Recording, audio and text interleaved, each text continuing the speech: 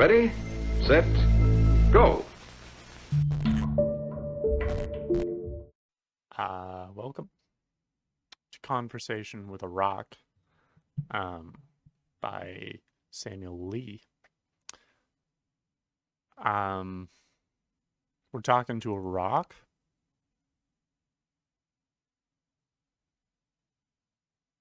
Apparently there's about 150 dialogue choices. Let's make this happen. Oh, hello, snare. Also, hi, rock. That's a good looking rock. As far as rocks go, like there are some flashier rocks, sure, but as far as like your classic sedimentary style rocks, that's a good looking rock right there. I'm gonna start off sort of in the middle ground between formal and informal, and go with good old hey. Um, so I guess you're the rock that I'm going to have a conversation with. I knew what I signed up for when I downloaded this game. I'm going to have a conversation with a rock. The rock's going to say whatever the rock would say. And I'm going to say whatever I want to say, you know? So I guess you're the rock I'm going to have a conversation with. Ooh, I like these drum sounds. What's your name? Can you speak? Like, it looks like you might have a mouth. I don't know what the mouth would be. I don't know where the mouth would be on this rock. I feel like there are a few sort of configurations of lines that you could interpret as the mouth of the rock, but I'm not going to impose those expectations on this particular rock. Okay, nothing. All right, so maybe it doesn't have a mouth. Can you see me? It looks like you might have eyes. I suppose like these two eyes, these two dots could be the eyes, and then this might be the mouth, but also you might have these two dots be the eyes and this have the mouth.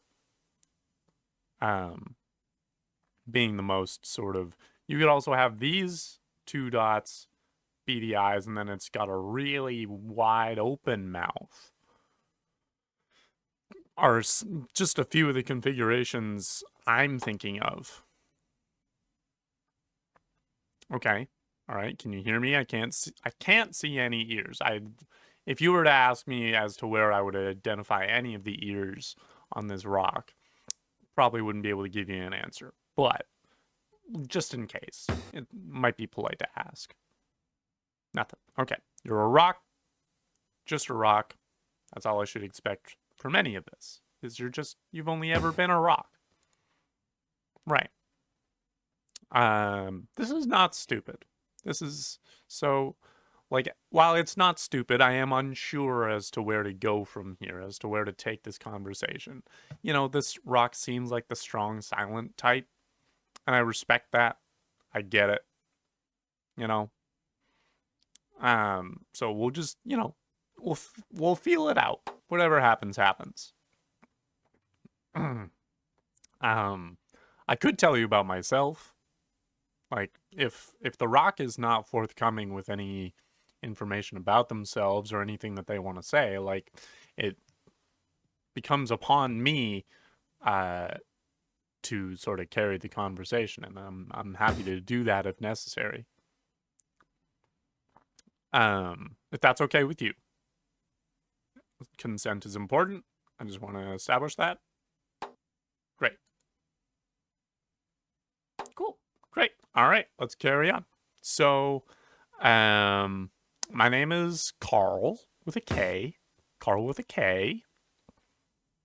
I'm actually quite famous, believe it or not. I made that one video of myself reacting to Sleep Token's second album, and that got a little over 8,000 views. So, you know, that for some people's metrics, that's pretty good.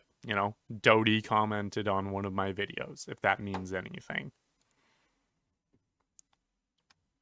I did not actually write the lyrics to I Will Always Love You, but, not that you would care about, my freaking extremely minor YouTube fame, because you're a rock, and rocks simply don't care.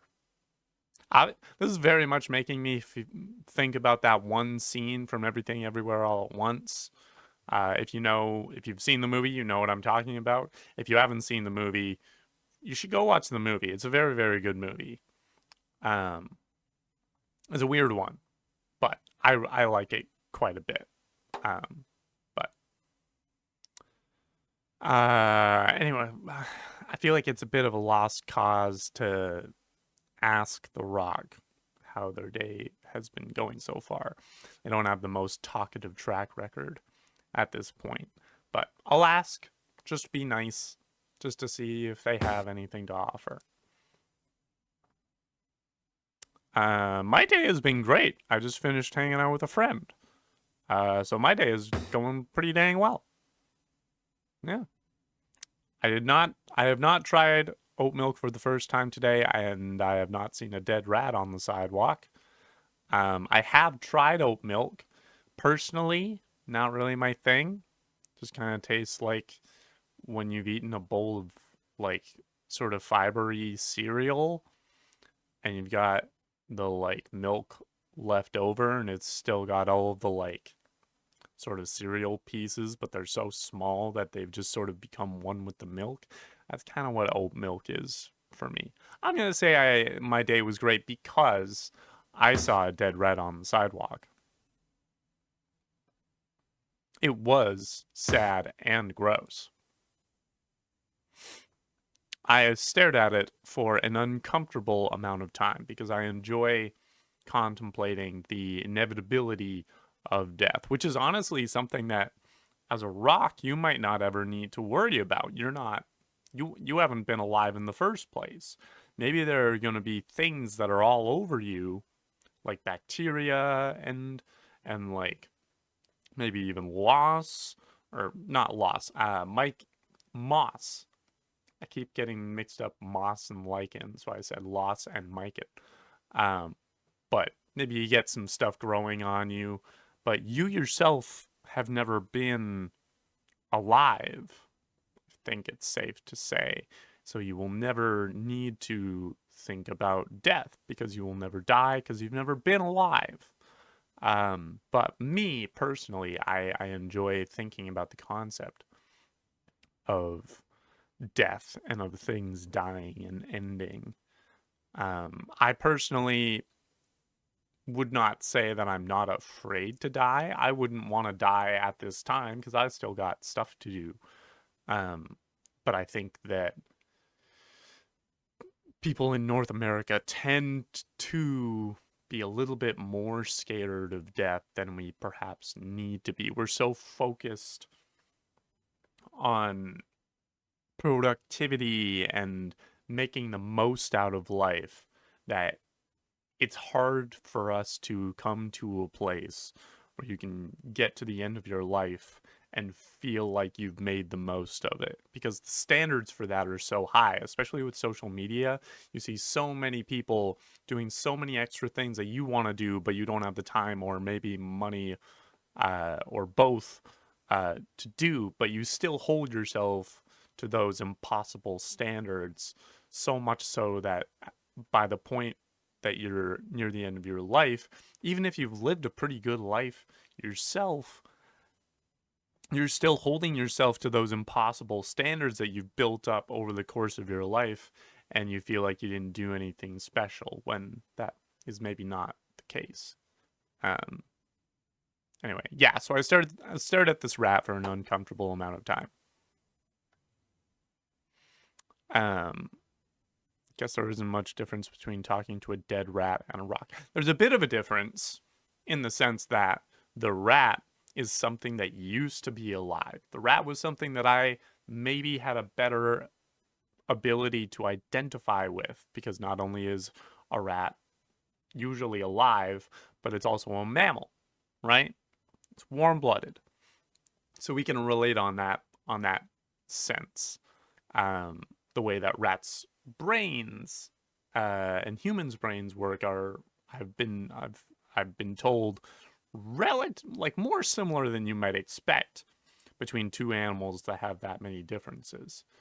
Um, so there is some difference between talking to a dead rat and a rock, but I guess if the rat is already dead, then in that context, in that specific context, ignoring the past of the rat having been alive previously, other than that, there isn't much difference. Yes, there we go. Except I guess a dead rat used to be alive. There we go.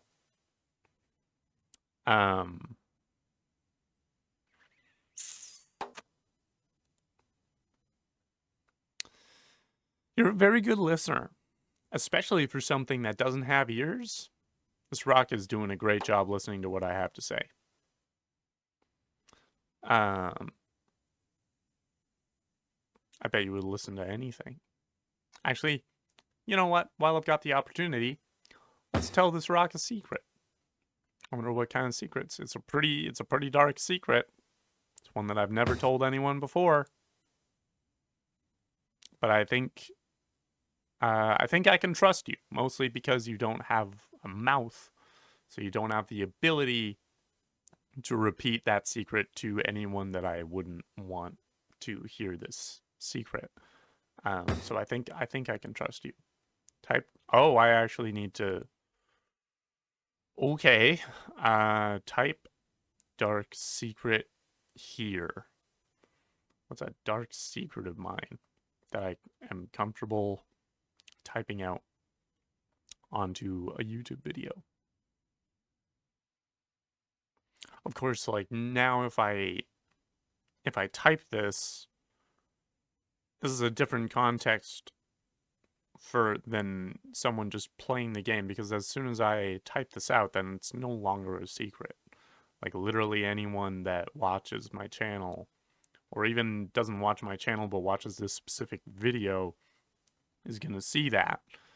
So this is going to be published for anyone to see. Literally anyone could watch this if they wanted. I don't know how many people are going to see this. I don't have that big of a channel at the moment, but like I don't know how many people are going to see this. I've had plenty of gameplay videos exceed way past the number of views that some of my gameplay videos have gotten. And so I can't really assume that not very many people are going to see this. But I also can't write like a super vanilla secret in there because it's supposed to be a dark secret. Like this is supposed to highlight kind of a vulnerable part of me. Plus the fact that I up until now said that it's a secret that I have never told before. And at that time, I didn't have a secret in mind. When I said that, I've just sort of lobbed that free ball to myself that I now have to follow up on. So really, really shooting myself in the foot there. Let's say, dark secret. Jeez. This isn't really a secret in the sense that now it's on YouTube, but also I don't know if I've ever said it on the channel before. I used to have really bad anger problems. This is true. This is true. When I was a kid, I got like if either of my siblings got me angry, I would get like quite violent. I would lash out quite badly, to the point where I guess this is now the dark secret that I've actually never told anyone before. I still have dreams, uh, where I get like where like one of my siblings is being really, really annoying or mean or like toxic to me, and I just lay into them, like really quite frighteningly. It never goes well because it never has gone well.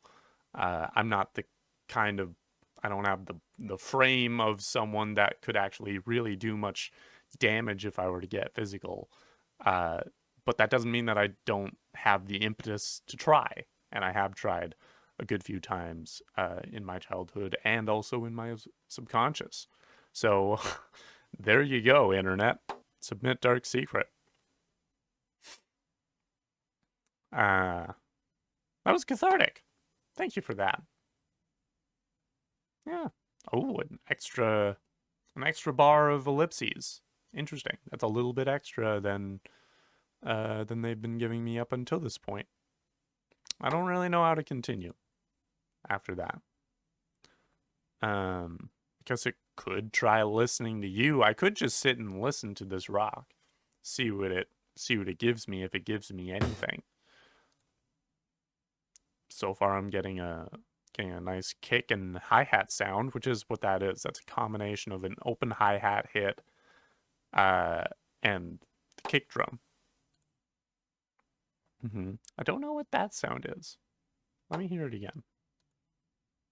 That might be like a hit on sort of the outer rim, not quite the rim of the snare drum, but like the outer circle of the snare drum where it gets a little bit more high pitched and a little bit more um uh a little bit more hollow, rings out a little bit more.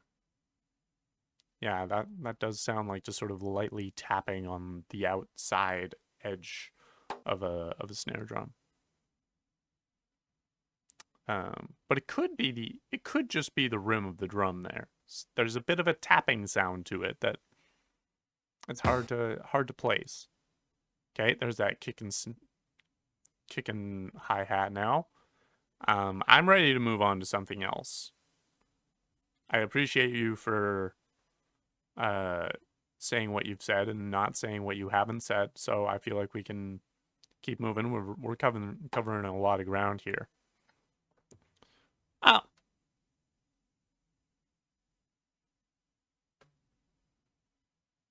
that's it.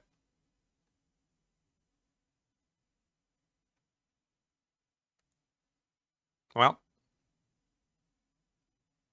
uh, thanks for watching.